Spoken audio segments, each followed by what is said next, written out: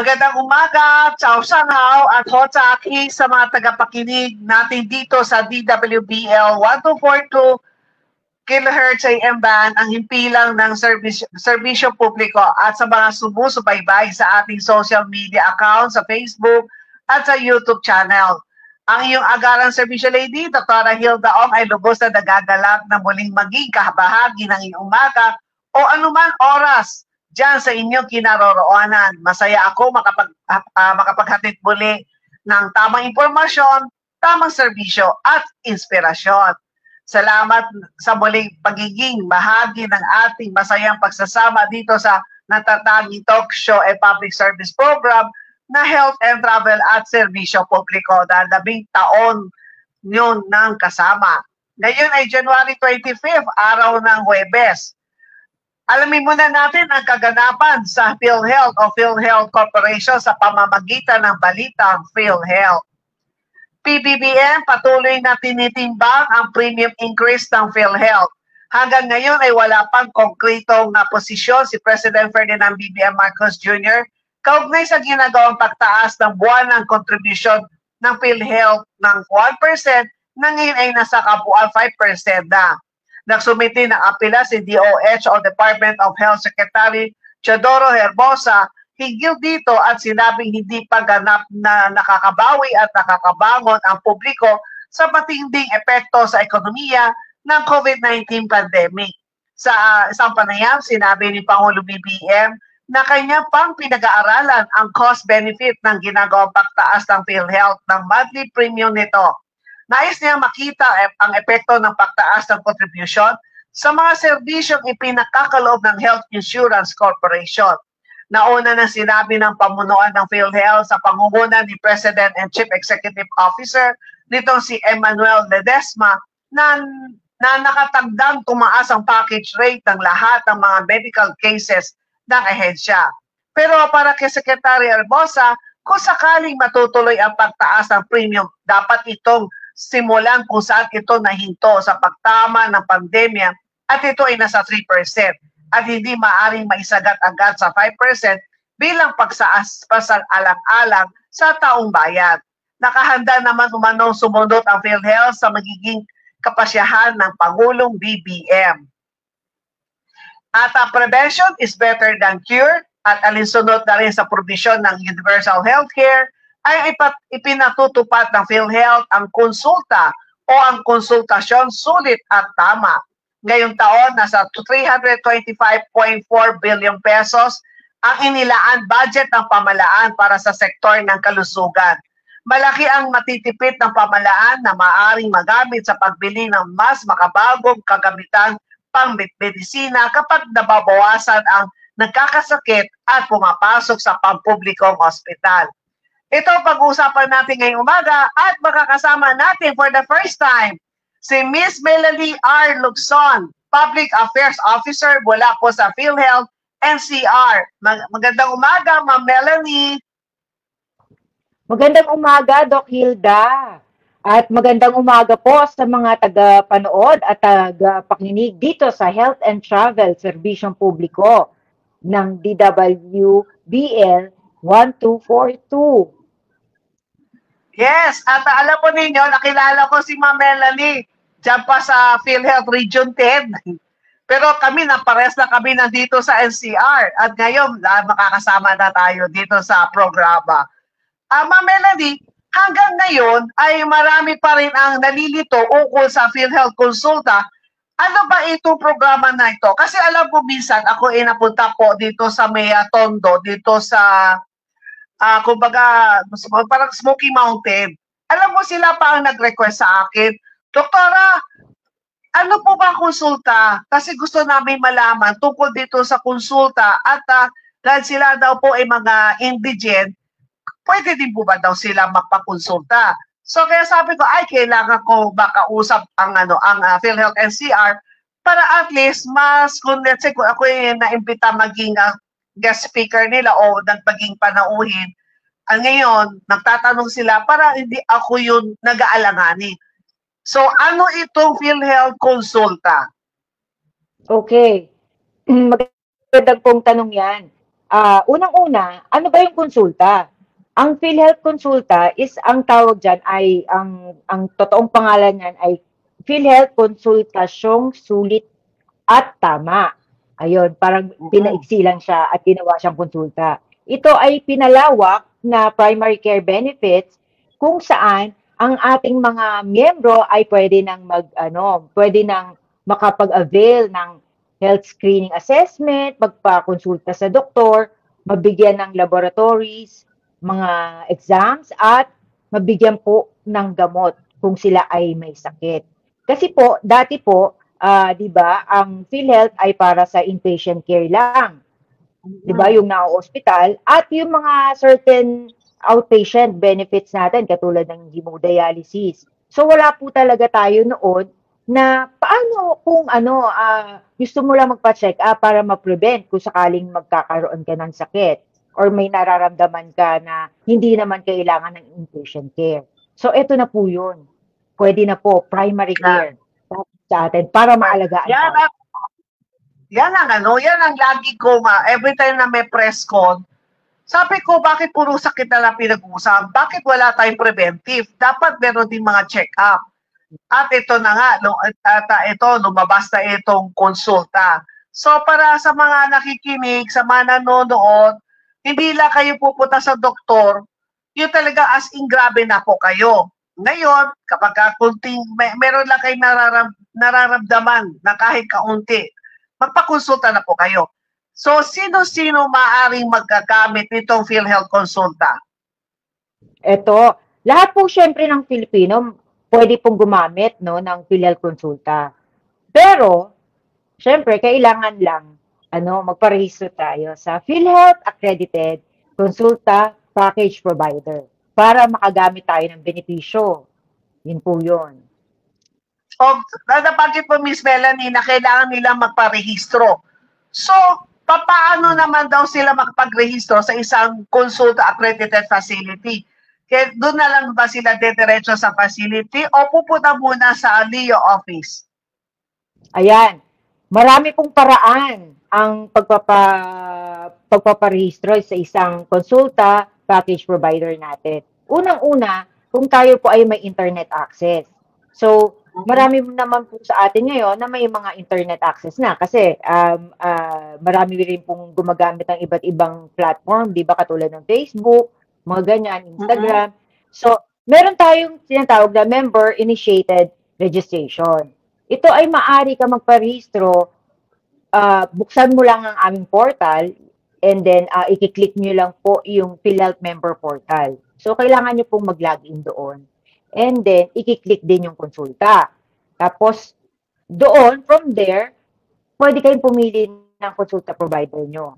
Kung saan nyo gusto at kung saan nyo feel na makagamit ng benepisyo. So, meaning po, kailangan, pag pumasok kayo sa aming website, ay alam nyo ang inyong PhilHealth Identification Number.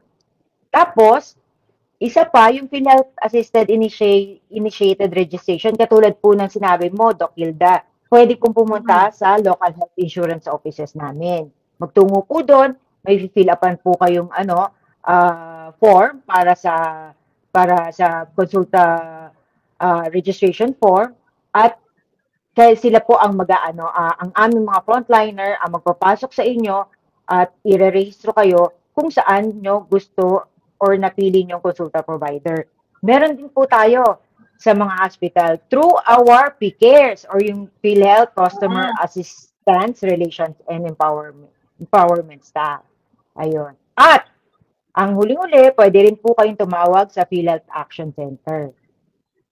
Ayan.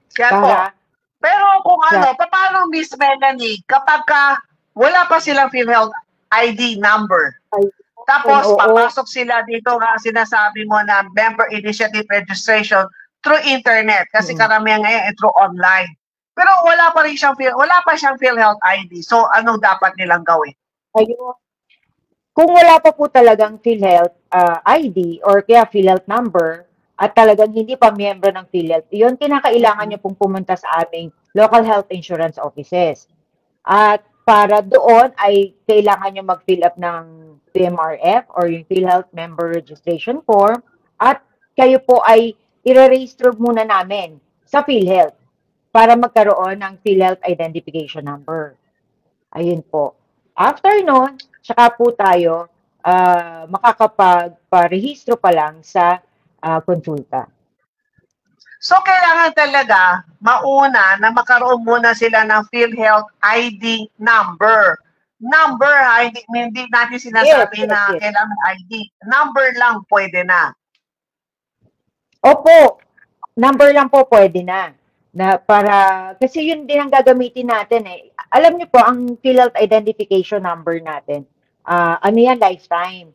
So, mag-change man kayo ng civil status, yan pa rin ang gagamitin nyo. So, yun, yan din ang ginagamit natin sa PhilHealth portal at yan din ang ginagamit natin kung tayo ay mag-a-avail ng benepisyo. Wala na pong ibang gagamitin kundi yung PhilHealth Identification Number. At meron kasi the other day lang, may tumawag sa akin. Sabi niya sa akin, Doktora, hanggang ngayon, wala pa daw siya PhilHealth ID. So, ang tanong ko sa kanya, meron ka bang MDR? Sabi ko, kung may MDR ka, pwede na yan. So, sabi ko, kahit na wala kang ID, may MDR copy ka, kung sakali gagamitin mo, nagkasakit ka, MDR lang, papakita mo, o kaya meron naman yan sa portal ng bawat hospital. Tama po ba ako? Ay, tama po. Tama po. Pati po doon sa PhilHealth member portal natin. Kasi ang ating mga members, minsan pumupunta pa sa LEO office natin para magpa-print ng MDR. Ngayon po, nandun na mismo, makikita nyo na po. Napakasimpleng gamitin ng PhilHealth member portal natin. Kasi bukod dun sa personal information nyo, makikita nyo dun ang MDR nyo. So kahit hindi nyo na siya i-print, at kung kinakailangan ng hospital, kunyari, at gusto talaga nilang makita yung MDR nyo, kahit ipakita nyo po yun, ito ang MDR ko, hindi mo na siya kailangang i-print. Dahil nandun siya, pati ang contributions mo po, makikita mo sa PhilHealth member portal. So nararapat pala sa ating mga member, kung meron kayong MDR copy, i-save po ninyo sa iyong cellphone. And then kapag kasabihin ng hospital o ng facility, ay wala ka dito sa portal, di namin nakikita. Then ipakita po ninyo yung MDR copy para hanapin nila ulit. Yes. Tama po yun. Hindi naman po kailangan ng hard copy. Actually, kasi hindi naman din kinakailangan ng member data record ng mga hospital. Kasi from there, makikita na po nila yung record nyo. Dahil meron pong system ang PhilHealth na naka-connect. And then, paano naman makapag-register sa isang consulta accredited facility? Let's say, kunwari, nakakuha na siya ng PhilHealth ID number dito sa through member initiative registration sa online. And then, ano yan, i-screenshot lang niya, tapos pupunta na siya doon sa mga accredited consulta facility natin o provider natin. So, may entertain na sila. Okay. Kung pupunta po sila doon, kung kailangan na po nila magpa-check up. Okay? Kung registration po at nakarehistro na sila doon, okay na po yun. Doon sa ating member-initiated or kaya doon sa PCares or kaya sa LEO. Ngayon po, kung kinakailangan na po nila na magpa-check up, meron pa po munang mga steps tayo bago sila pumunta doon sa consulta facility. Ayun. So, inuulit ko, kailangan nila muna magparehistro bilang membro ng PhilHealth bago sila pumunta sa mga konsulta provider. Tama po. Kailangan po muna, miyembro ka ng PhilHealth, tapos, after mong maging miyembro ng PhilHealth, ikaw ay kailangan magpa-rehistro sa iyong konsulta provider na napili. And then, after nun, kung sakaling gagamitin mo na, kailangan mo ng ATC. Ayun na po yung authorization transaction code para ikaw ay makapagpa-check up. Nabanggit mo kanina regarding sa check-up. So, ano ibig sabihin na kapag kailangan, meron na talaga sila nararamdaman, magpa-check up sila dito sa ating consulta provider. Pero kung wala naman siya nararamdaman, gusto lang niya magpa-check up, pwede po ba yun? Oo, pwede. Kasi kinakailangan po magkaroon ng first patient encounter tayo, no? Pwede kayo pumunta doon, tapos ipo-profile kayo. Ang meaning po ng profiling natin, yung kukunin kayo ng vital signs, i-check po yung inyong timbang, inyong taas, ayun po, pwede pong ganun muna. At kung sakaling ang walang sakit, katulad ng sinasabi nyo, ayun, dumalaw po kayo doon para makuha na kayo ng profile. Para sa susunod na punta nyo, okay na, pwede na kayo magpa-check up talaga kung sakali po magkakasakit. Oo, kasi talaga ina-encourage natin na bawat mga miyembro na magpa-check up kayo kasi marami ako nakikilala na feeling nila talagang alam, parang wala siyang nararamdaman. Okay na okay siya. Feeling niya normal siya. Kaya never siya nagpapadoktor. Meron akong kakilala na never pa nagpapa-check up and then nung nagkasakit, grabe na. So kasi, yun din niya alam na meron pa lang siyang sakit na hindi naman nagmamanifest pa. So talaga itong ginawa ng PhilHealth, itong konsulta, para habang maaga pa, kahit wala kayong nararamdaman, kung kayo napa-check up, doon kung sakali may makita para magamot agad. Opo, tama po yun. Tama po yun. Kasi nga, ang gusto po natin ay bago lumala ang sakit, makapagpa-check up na tayo. Magamot na po yan. Hindi na tayo hindi na tayo makakagamit ng hospital, di ba? Hindi na natin kailangan confine. And then pagka let's say kunwari, meron siyang prescription galing sa doktor niya, pero hindi siya accredited do sa consulta provider na malapit sa kanya. Si doktor hindi din accredited do sa facility. Pwede ba niyang dalhin yung prescription ng doktor, let's say kung anong laboratory test na dapat niyang gawin, o kailangan niyang gamot na bilhin kung sakaling meron kasama doon sa ating konsulta package natin? Pwede bang ganoon? Kung hindi po accredited ang isang facility, hindi po pwede. Kasi kailangan ang facility ay isang konsulta provider accredited. At pati po ang doktor ay kailangan accredited din po para magamit po ang ating konsulta benefit. So, dapat yung doktor, dapat accredited din doon sa mismong facility. Yes. Kailangan po dahil po dapat laging nandoon siya para tumingin sa mga pasyente. So kailangan po nakasama siya. Ano naman mga serbisyo na maaaring makuha sa PhilHealth konsulta? Ay, marami tayong benepisyo. Unang-una, yung mga laboratories, no?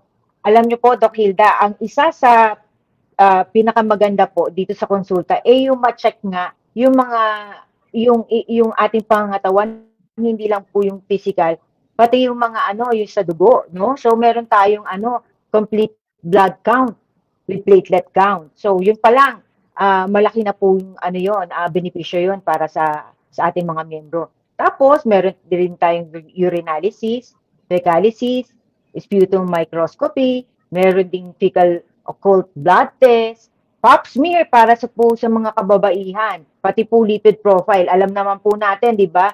Ang Pilipino po ay talagang, ewan ko po, parang natural na ang mataas ang kolesterol, kaya pwede po doon sa ating consulta provider. Fasting blood sugar, para po ma-check naman ang ating mga sugar. Tapos yung ECG, chest x-ray, creatinine, saka yung hemoglobin test. Ayan po yung mga ibang mga laboratories na kasama po doon sa ating konsulta package. At meron din pong mga gamot. Sige. Yes. Sa laboratory muna, Miss Melanie. Sige. Pwede ba nilang gamitin agad yung mga laboratory na nabanggit mo, yung pwede nilang patest? O depende pa rin kung ano ang sinabi ng doktor doon sa accredited facility? Okay. Dapat po, unang-una, pagpunta po natin nga doon at tayo may nararamdaman, kailangan muna tayo magpakonsulta sa doktor. Tapos, ang doktor po ang magsasabi sa atin kung anong mga laboratory na ibibigay sa atin, na i-refer para po, yun po ang ipapagawa natin sa kanila. So, Hindi po pwedeng pumunta tayo doon at sabihin nating magpapa-check chest x-ray ako. Hindi po pwedeng gano'n. So si doktor po ang dapat po magsabi sa atin, ang magbibigay po sa atin ng ano, ng referral kung So, tayo ay so, kailangan talaga oo, magpa-lab. so depende pa rin sa doktor. Hindi pwede na magpapa-chest x-ray ka, hindi ka naman inuubo, wala ka namang problema based do sa examination ng doktor. So, hindi necessary na, hindi yung walk-in na sabi mo, gusto ko, doktor, gusto ko mapa-check x-ray kasi matagal na ako hindi nakapag-chest x-ray. Ay, hindi po pwede. Kailangan ma-check muna ni doktor. Ayun po. And then doon sa laboratory naman, pagka, let's say, siyempre, pagka sinabi ni doktor, ito ma-check mo sa laboratory, sa dugo mo. And then, after 6 months, pwede pa rin po ba sila bumalik para mag-check ulit ng laboratory para makita kung masyado siya mataas before, kung ito ay bumaba na? Oo naman. Oo. Pwede po. Kasi pwede tayo yung tinatawag na follow-up check-up.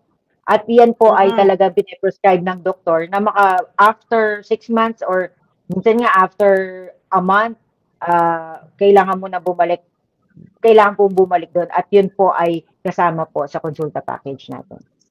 So pwede. Tapos kanina, nakat kita na ibig mo sabihin, aside from consultation sa doktor, meron ng laboratory, tapos pangatlo, may gamot pa? Yes, Doc Hilda. Marami rin pong sagot na gamot ang PhilHealth Consulta. Una, yung antimicrobial, katulad ng amoxicillin. Yan, medyo mahal po itong mga to, no? Yung Coamoxiclav. Yon, yung mga ganun. Tapos fluid and electrolytes, yung oral rehydration salt. Tapos meron ding anti-asthma, katulad ng salbutamol, yung mga ganyan. Tapos antipyretics, katulad ng paracetamol. Meron ding anti-diabetic, yung metformin, na ito po, parang actually maintenance drug po ito ng ng ating mga may diabetes, no. Tapos anti-dyslipidemia, yung simvastatin, and also we have the anti-hypertensive katulad ng losartan, anti-thrombotic katulad ng aspirin, and antihistamine. Ayan po yung mga klase ng mga gamot na ibinibigay po. Ito po ay libre. Pagka tayo libre.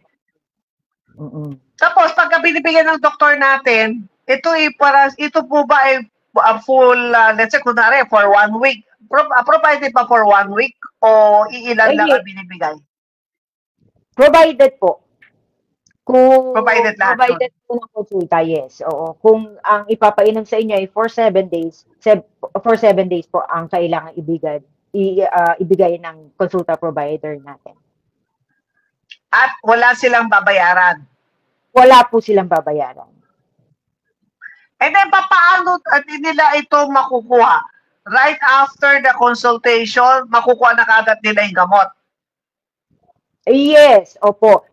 Kailangan po, kung sakaling sila ay magpapakonsulta sa doktor, tapos may kinakailangan laboratory, after the laboratory, pagka lumabas na po yung result, saka po nila makukuha po yung gamot. Pero kung sakaling, let's say nilalagnan, magpapakonsulta sila, after noon, kung wala naman pong ibang laboratory exam na ibibigay sa kanila at kailangan po nila lang ng paracetamol, ibibigay po sa kanila agad yan.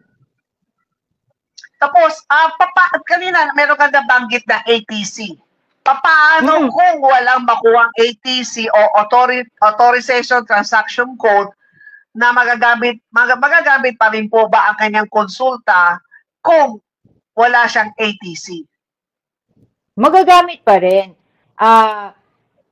Pwede pong ang gawin nila ay dumiretso, no, sa konsulta package provider nila, kung saan magsasagot po sila or may form na ibibigay sa kanila at pupunan po nila yan or fill upan, tapos kailangan din ng photo consent. So, picturean po sila doon. At yun po, after nun ay magagamit na po nila yung kanilang benepisyo for konsulta. So, marami pong paraan, no? Hindi lang pwede rin po sa liyo. So, pero sa ano, saan ba talaga nakukuha ang authorization transaction code itong OATC na to? Okay. Unang-una po, dun sa ano natin, sa PhilHealth Member Portal. So, po pwede na po yun. Na kayo po mismo ay mag-print ng inyong ATC, ng Authorization Transaction Code. Ngayon, kung sakaling wala nga po tayong internet access, pwede pong lumapit tayo kay PCares. Kung tayo ay nasa hospital, pwede rin po tayong pumunta sa mga local health insurance offices para po kumuha ng ATC. Yun po. Ano naman itong tinatawag na SAP o Statement of Account Payable? Ay, ang SAP po natin, ito yung ibinabayad natin no, sa ating mga konsulta provider. Kung ang konsulta provider natin ay under the government, binabayaran po natin yung kada isang miyembro for this. Yun po yung sa SAP. So, sa ngayon po, marami na tayong nabayaran yan ng ating mga konsulta provider because of this SAP. So far, itong konsulta natin may more than a year na to, di ba? Yes, Doc. Kamusta naman itong mga facility natin? Ano ang naging reaction nila nung sila ay naging accredited at nagsisimula na? Nakikita po nila na dumarami na po ba na pumupunta sa kanila mga pasyente? Oo, Doc. Sabi ko po muna, no, ang benefit rate na for the government facility is 500 per patient. Tapos sa private naman, it's 750 per patient. So, nung una, medyo reluctant ang ating mga konsulta provider kasi parang feeling nila, medyo parang ang baba naman kung sakaling ganon, kung 500 lang. Pero kasi, ito ay nakamax sa 20,000 per facility. So, at kung hindi naman po lahat makakapagpa-check up, pero po sila ay makakapag first patient encounter, ito po ay maibibigay sa kanila. So, sa ngayon po, marami na po ang ating accredited na konsulta provider dahil po maganda rin naman po ang naibibigay ng PhilHealth para sa ating mga providers. At sila po ay agaran din naman po nababayaran.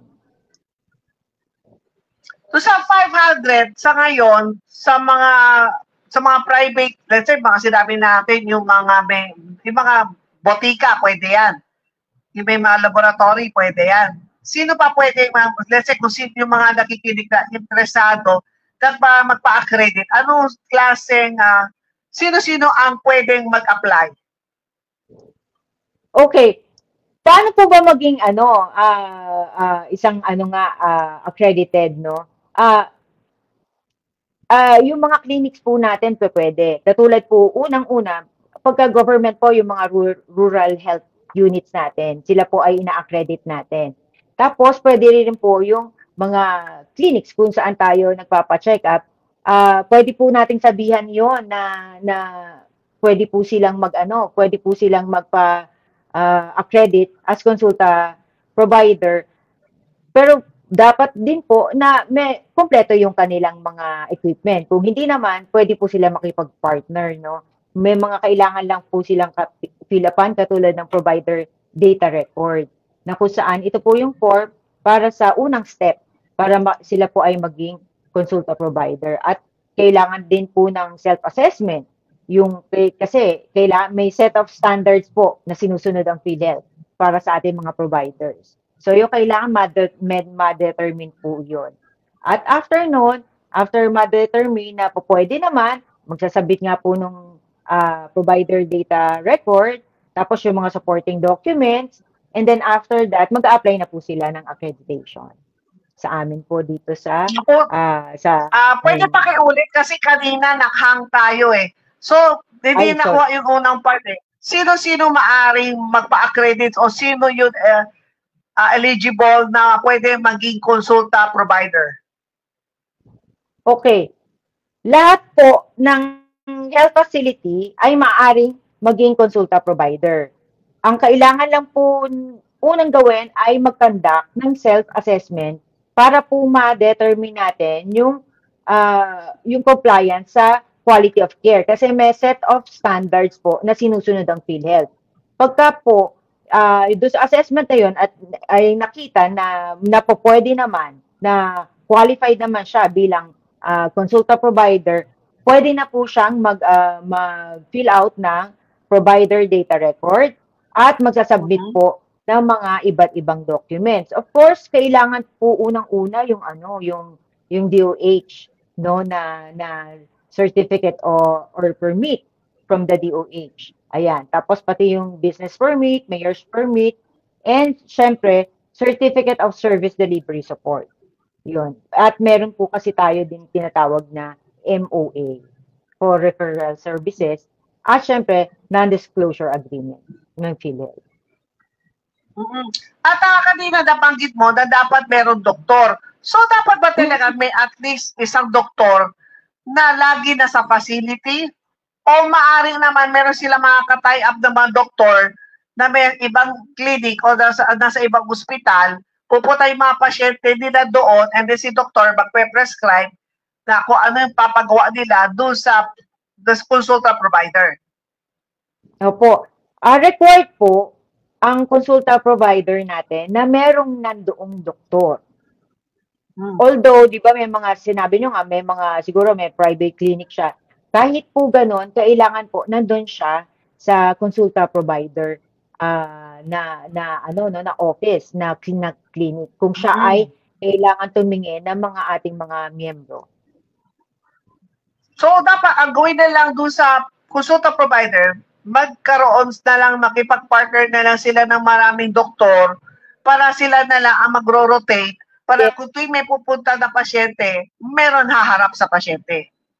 Tama po. Ganun naman po talaga ang ginagawa ng iba nating KPPs na kailangan may shifting ng ibang mga doctors. Pero kailangan po kasi sa ating KPPs, meron po talagang kahit isang doktor na nandoon para tumingin sa ating pasyente. Pero kung ito naman, kung sakali naman, for sure karamihan wala. Kung wala naman sila laboratory doon sa loob, at maaari po ba sila makipag-tie up o makipag-partner sa laboratory na kakilala nila? Ay, yes. Opo, pwede po 'yon. Pwede pong makipag-tie up sa may laboratory, no? At hindi lang po 'yon, pati pharmacy. Pwede po sila makipag-tie up kasi 'di ba? Tatlo po 'yan eh. Kailangan ng check-up, kailangan ng laboratorio, kailangan ng gamot. So, kung ang KPP natin, yung consulta provider natin, meron lang siya clinic, pwede siya makipag-tie up for the laboratory, pwede siya makipag-tie up for the drugs and medicine. So pwede pala mahirap. So para kung hindi naman nila, para kung sakali yung provider, para hindi na sila maglabas ng pera, mag-stock ng gamot. So pwede pala sila makipag-partner sa mga pharmacy, sa mga botika. Yes, pwede po. Pwede po sila makipag-partner. So maganda pala ito na hindi pala, kung tutuusin, hindi siya mabigat kung nais nila maging isa sa mga accredited consulta provider ng PhilHealth, di ba? Opo, tama po yun. At ito po ay napakaganda. Kaya nga po, sa ngayon ay napakadami na po rin natin na mga consulta provider. At ito ay dadami pa po. At patuloy po ang NCR sa pag-a-accredit ng ating mga consulta providers. Actually nga, Miss Melanie, meron na akong kausap na marami siyang branches na laboratory na gusto rin magpa-accredit. Ito, isasama ko po sa inyo. Ay, good. Sige, Doc Hilda, punta ka lang po dito. You're always welcome in our office. At sa bahagi nito, higi ako ng message. Meron po ba kayong announcement? Dito po meron po ba mga kaganapan dito po sa PhilHealth NCR? On on February, it's our PhilHealth anniversary, no? It's our 29th anniversary. So PhilHealth month ang February. So marami po kaming mga ano,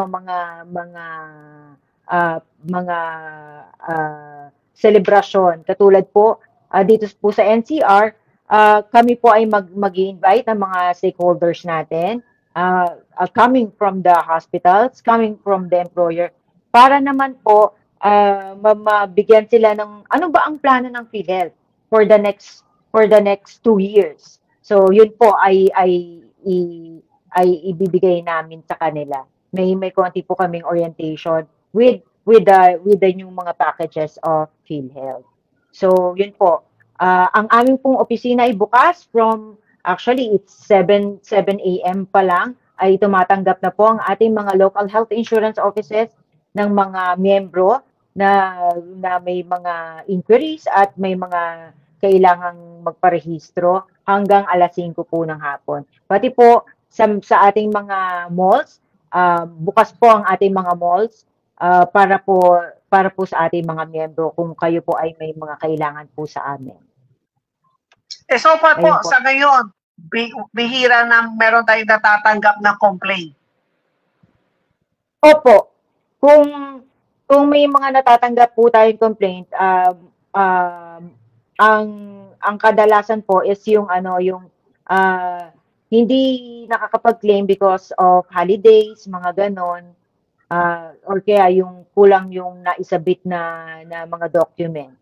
Pero madali naman po itong naaayos. At kadalasan hindi lang nila alam kung paano gawin. Opo. Isa rin po 'yon. May mga siguro tayo doon. Yes. At maraming salamat, Miss Melanie, sa oras na binigay po ninyo dito sa programang Health and Travel at Serbisyo Publiko. Ayan, maraming salamat din, Doc Hilda. Kami po ay nagagalak na kami ay naisama nyo sa inyong programa na Health and Travel. Thank you rin po at sa ating mga nanonood, at huwag nyo pong kalimutan na manood lagi kay Doc Hilda dahil napakarami po nyong matututunan sa programa po ng Health and Travel Serbisyong Publiko. Yes po. Maraming salamat po, at muli ang nakasama po natin ay si Miss Melanie R. Lugson. Siya po ang Public Affairs Officer mula po sa PhilHealth NCR. Kung meron po kayong mga katanungan o gustong linawin na mga bagay-bagay, huwag kayo mag-atubiling magpadala ng mensahe sa ating mga social media account at asahan po na ipaparating namin ito sa PhilHealth. Ito ay bahagi ng ating pagbibigay ng serbisyo publiko at sa hangarin ng PhilHealth na kayo ay mapaglingkuran dahil ang bawat Pilipino ay miyembro at karapat-dapat sa mataas na antas ng serbisyo pangkalusugan. Pero kung sakali naman, kung kayo ay may complaint na hindi kayo binigyan ng tamang serbisyo o tamang benepisyo, at o kaya naman dahil hindi kayo binigyan dahil kulang ang iyong hulog o wala kayong hulog o matagal na kayo walang hulog, maaari po kayo magpadala ng mensahe sa PhilHealth callback channel 0921-630-0009. I-type lang ninyo ang PHIC, PhilHealth Insurance Corporation, PHIC, callback. Yung callback niya isang word lang. Space, ilagay po ninyo yung mobile number o kaya naman yung landline number kung kayo nasa Metro Manila, space, detalye ng iyong concern. O hindi din naman actually complaint. Meron kayo hindi nyo alam paano gawin o hindi nyo alam kung sa pinakamalapit na PhilHealth office, pwede din po kayo mag-text doon. So, isend po ninyo sa number 0921-630-0009. Yan po, yun po ang callback center. Yung callback, magte-text lang po kayo, and then may tatawag po sa inyo. Siguraduhin po na sasagutin po ninyo ang tawag ng PhilHealth. Samantala, ang oras sa buong kapuluan ng Pilipinas, ay ganap ng 9:15 ng umaga, kautyam sa gohod sa akin. Sa pagbabalik ng programang Health and Travel at Serbisyo Publiko, papasada naman natin ang headlines na mamahalagang balita na dapat ninyong malaman ngayong araw na ito, araw ng Huwebes. Back to DWBL Studio. Health and Travel at Serbisyo Publiko. Serbisyo Publiko with Dr. Hilda C. Ong. Ang programang tunay na serbisyo publiko na nakaka-touch ng puso. Health and Travel at Serbisyo Publiko. Ang programang tunay na serbisyo publiko na nakaka-touch ng puso.